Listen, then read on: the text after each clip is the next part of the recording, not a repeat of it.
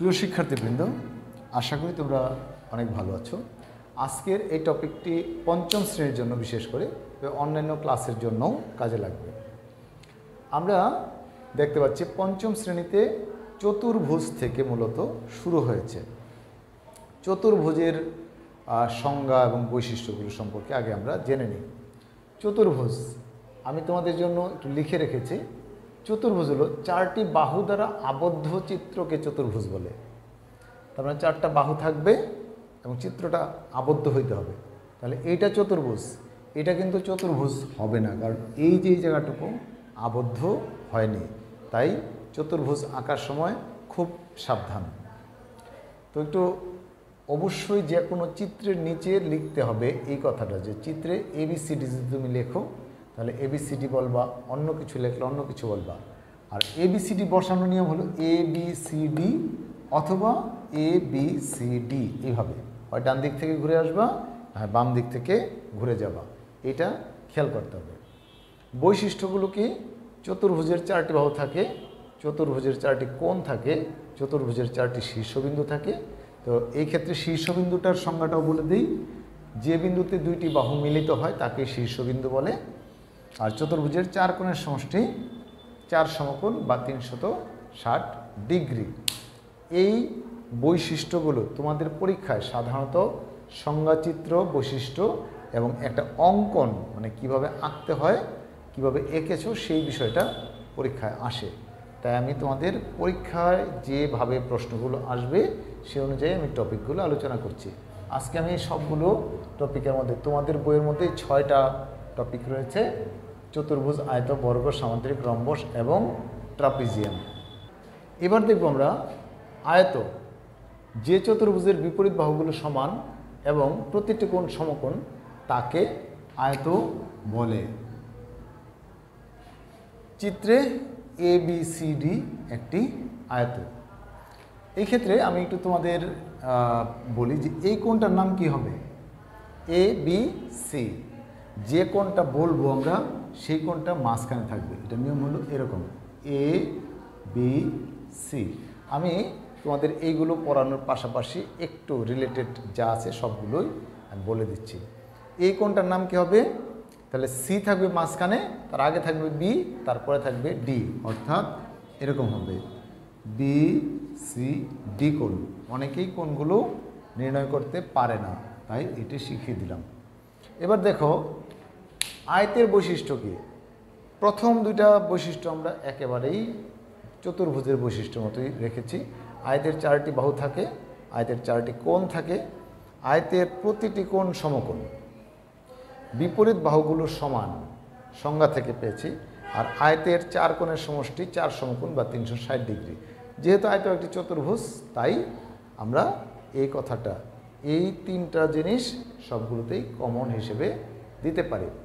আশা করি তোমরা খুব সহজে এটার সংজ্ঞা, বৈশিষ্ট্যগুলো শিখে যাবে। এবার আমরা দেখি বর্গ। আয়ত থেকেই বর্গ আসবে।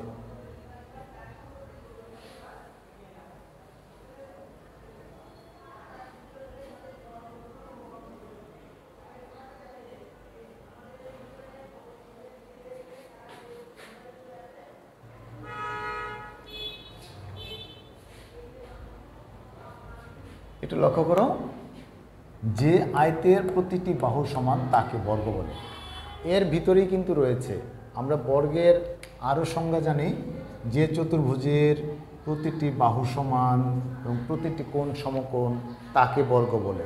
বিভিন্ন সংজ্ঞা রয়েছে, তবে তোমাদের পঞ্চম শ্রেণীর বইয়ে যে সংজ্ঞাটি রয়েছে, যে আয়তের প্রতিটি বাহু সমান তাকে বর্গ বলে, এর মধ্যেই কিন্তু আমরা পেয়ে যাই যে তার প্রত্যেকটি কোণ সমকোণ।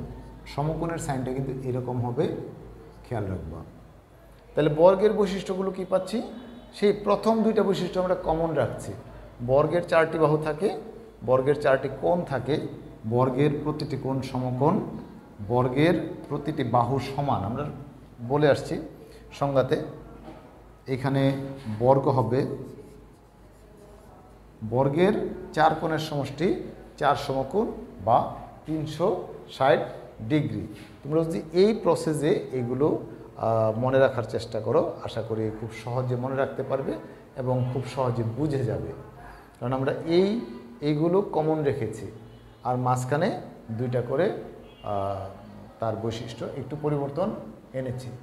বর্গ। এবার দেখো তার পরের টপিকে যাই, সামান্তরিক। এবার দেখি সামান্তরিক। যে চতুর্ভুজের দুই জোড়া বিপরীত বাহু সমান্তরাল, এখানে পরস্পর লিখতে পারো, কোনো সমস্যা নাই। যে চতুর্ভুজের দুই জোড়া বিপরীত বাহু পরস্পর সমান্তরাল তাকে সামান্তরিক বলে। এই সমান্তরাল থেকেই কিন্তু আসছে সামান্তরিক। তাহলে আমরা এখানে কি বলতে পারি, চিত্রে ABCD একটি সামান্তরিক, অর্থাৎ আয়তকে একটু ধাক্কা দিলেই সেটা হয়ে যায় সামান্তরিক। সামান্তরিকের বৈশিষ্ট্যগুলো কি? সামান্তরিকের 4টি বাহু থাকবে, কমন কথা। সামান্তরিকের 4টি কোণ থাকবে, কমন কথা। সামান্তরিকের কোনো কোণই সমকোণ নয়, কারণ ধাক্কা দিয়েছি। সামান্তরিকের বিপরীত বাহু কোণগুলো সমান, এটা খুব ইম্পর্টেন্ট কথা। এটা সমান, এটা সমান। এই কোণ আর এই কোণ সমান, এই কোণ আর এই কোণ সমান। আর এখানে কি লিখব, সামান্তরিকের 4 কোণের সমষ্টি 4 সমকোণ। এই কথাগুলো কমন থাকছে, ঠিক আছে। এই সামান্তরিক থেকেই আমরা চলে আসব রম্বসে। তাহলে রম্বস কি হবে সে সংজ্ঞাটা আমি লিখে দিচ্ছি, সে তৈরি হয়েছে। তাই আমরা বলবো যে সামান্তরিকের সবগুলো বাহু সমান তাকে রম্বস বলে। চিত্রে ABCD একটি রম্বস। রম্বসের সংজ্ঞাটা আরও অন্যভাবেও বলা যায়। যে চতুর্ভুজের সবগুলো বাহু সমান তাকেই রম্বস বলে, অথবা যে চতুর্ভুজের প্রতিটি বাহু সমান কিন্তু কোনো কোণই সমকোণ নয় তাকে রম্বস বলে। বিভিন্নভাবে সংজ্ঞাটা দেওয়া যায়, তবে বিভিন্ন বইয়ে, মানে চতুর্থ শ্রেণী, পঞ্চম শ্রেণী, ষষ্ঠ শ্রেণীতে একটু ভিন্ন ভিন্ন আছে। তোমরা যে শ্রেণীতে পড়ো সেই শ্রেণীর বইয়ের সংজ্ঞাটা দেওয়াটা ভালো, দিতে পারো। আর তাছাড়াও যদি তুমি মনে করো এটা তোমার মনে রাখতে সমস্যা হয়, তাহলে তুমি ওইটাও দিতে পারো, যে চতুর্ভুজের সবগুলো বাহু সমান তাকেই রম্বস বলে। ঠিক আছে, চিত্রটা একটু দেখে নেই, যে এই বাহু, এই বাহু, এই বাহু, এই বাহু। আমি হাতে এঁকেছি, চিত্রটা একটু এদিক সেদিক হতে পারে।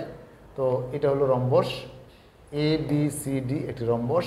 রম্বসের বৈশিষ্ট্যের ক্ষেত্রে দেখো, আমরা সামান্তরিকের যে সকল বৈশিষ্ট্য দিয়েছিলাম প্রায় এই রকমই রয়েছে। রম্বসের 4টি বাহু থাকে, রম্বসের 4টি কোণ থাকে, রম্বসের কোনো কোণই সমকোণ নয়,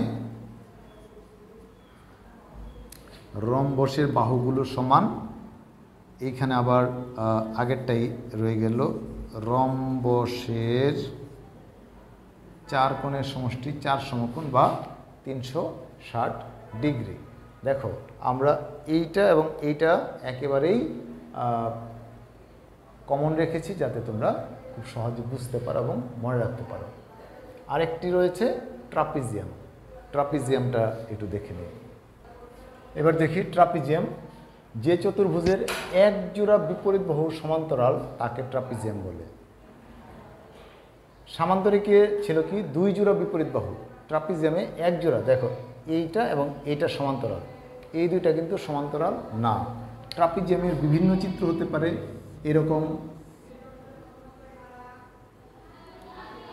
এরকম চিত্র হতে পারে, এটাও ট্রাপিজিয়াম। আবার এরকম হতে পারে,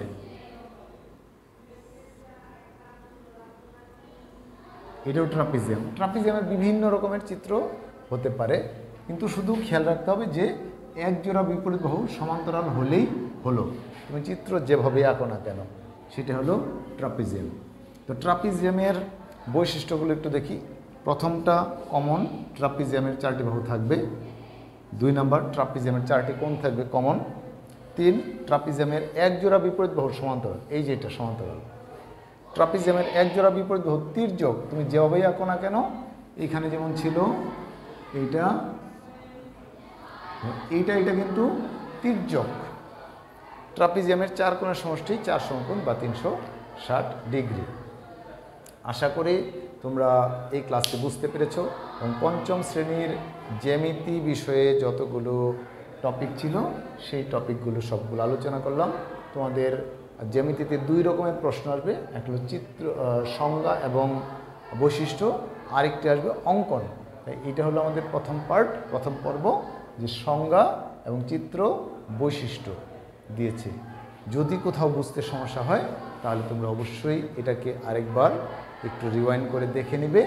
আশা করি তোমাদের জ্যামিতি বিষয়ের যে সমস্যাগুলো আছে সেগুলো সমাধান হয়ে যাবে। ভালো থাকবে সবাই, আর আমার চ্যানেলটিকে সাবস্ক্রাইব করে নেবে এবং বন্ধুদের মাঝে শেয়ার করে দেবে। ধন্যবাদ।